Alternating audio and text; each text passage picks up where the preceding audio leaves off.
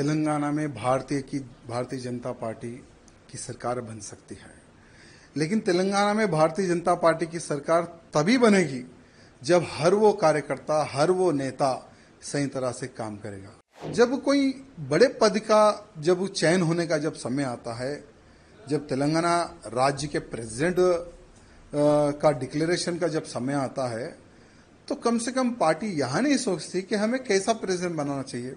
हम बार बार यही बोल रहे थे कि भाई बूथ कार्यकर्ता से लेकर अधिकारी तक चर्चा होनी चाहिए।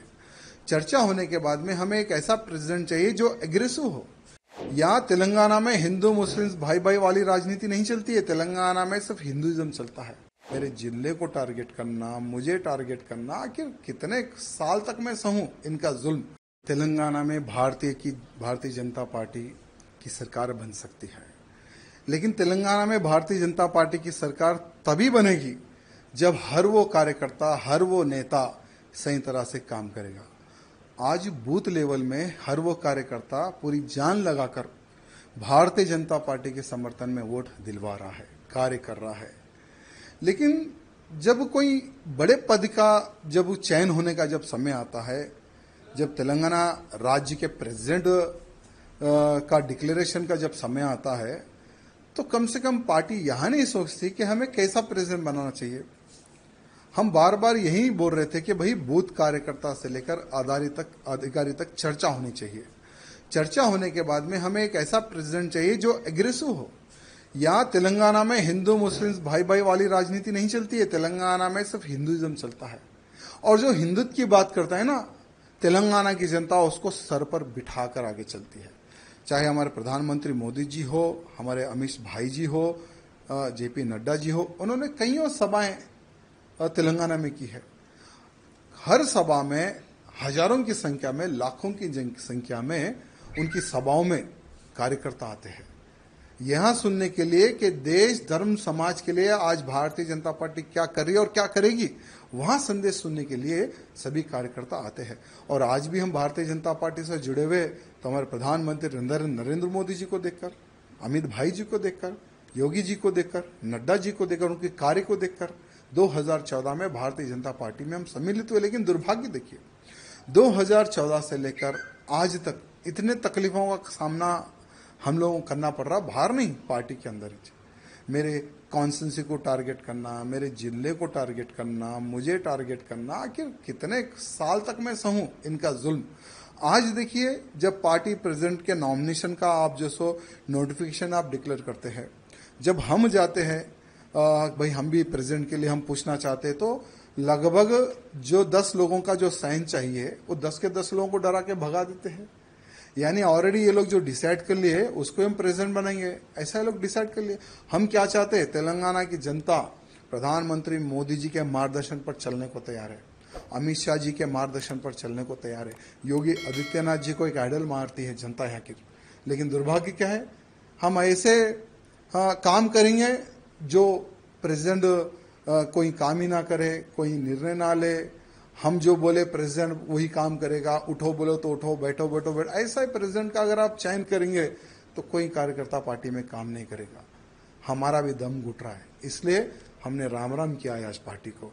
लेकिन एक बात है, भले हम बीजेपी पार्टी में रहो या ना रहो, लेकिन मोदी जी के, योगी जी के, अमित भाई जी के हम कट्टर समर्थक रहेंगे। और बिना पार्टी में रहे हम मोदी जी के कार्यों को, अमित शाह जी के कार्यों को, योगी जी के कार्यों का हम प्रचार करते रहेंगे, भले हम पार्टी में रहो या ना रहो। ये कार्यकर्ताओं की डिमांड है।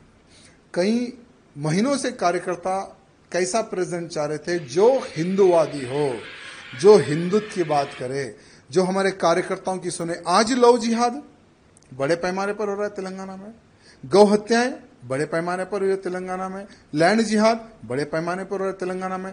भाई उसको रोकने के लिए कौन रोकेगा? लोग बोलते कि भारतीय जनता पार्टी के अलावा कोई नहीं रोक सकेगा। भारतीय जनता पार्टी की सरकार आएगी तो ही तेलंगाना का हिंदू सुरक्षित रहेगा। लेकिन भारतीय जनता पार्टी की सरकार कैसे आएगी? क्योंकि कुछ जो लोग हैं ना, जो एक नाग की तरह पार्टी को घेर कर बैठे हैं, कुछ लोग। ये कुछ लोगों का इलाज जब तक केंद्र के जो हमारे अधिकारीगण हैं, जब तक ये कुछ लोगों का इलाज नहीं करेंगे ना, ठीक है, आज चलो हम तो पार्टी को छोड़ दिए, हमारा कोई वजूद था ना है ना रहेगा, हम एक हिंदू कार्यकर्ता हैं। भले राजनीति से हटकर हम हिंदुत्व का कार्य करते हैं और आगे भी हम हिंदुत्व का प्रचार और हिंदुत्व की सेवा हम करते रहेंगे, लेकिन उन कार्यकर्ताओं का विचार करने की आवश्यकता है जो एक विश्वास के तौर पर भारतीय जनता पार्टी से जुड़े हुए हैं। इसलिए हमारे प्रधानमंत्री मोदी जी से, अमित शाह जी से निवेदन करना चाहूंगा कि पूर्ण एक बार विचार करें और भारतीय जनता पार्टी का अध्यक्ष कैसा होना चाहिए ये मैं नहीं, हर वो बूथ कार्यकर्ता, हर वो अधिकारी, हर वो जो पार्टी के लिए जो खून बहा है, उनका एक समावेश, एक मीटिंग करने के बाद में उन कार्यकर्ताओं का आप इलेक्शन कीजिए, उन कार्यकर्ताओं से आप प्रपोजल लीजिए, तब देखिए कैसा प्रेसिडेंट यहाँ के बीजेपी के कार्यकर्ता, बूथ कार्यकर्ता चाहते हैं, ये हमारे केंद्र के अधिकारियों को पता चलेगा। आपका आगे कार्रवाई कैसे होने वाली? देखिए कुछ नहीं, हमने किशन रेड्डी जी को यहाँ कहा कि आपके ही हाथों से हम पार्टी में ज्वाइन हुए थे 2014 में और आपके ही हाथों में हम रिजाइन दे रहे हैं, हम पार्टी के बाहर जा रहे हैं, क्योंकि ये मोनोपोली जब तक पार्टी में बंद नहीं होगी तब तक पार्टी सत्ता में नहीं आएगी और हम दम घुट घुट कर हम पार्टी का सर्वनाश हम नहीं देख सकते। यानी बीजेपी को डुबोने का कार्य कर रहे हैं यहाँ के लोग, यहाँ के कुछ अधिकारीगण जो सत्ता का गलत उपयोग करके पार्टी को डुबोने का जो कार्य कर रहे हैं ना, तो ऐसी डूबती नैया में और पार्टी को डूबते हुए हम नहीं देख सकते, इसलिए हम पार्टी के बाहर आए।